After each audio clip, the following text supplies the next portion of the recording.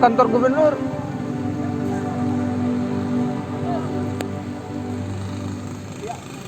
Ya terus dekat kapi.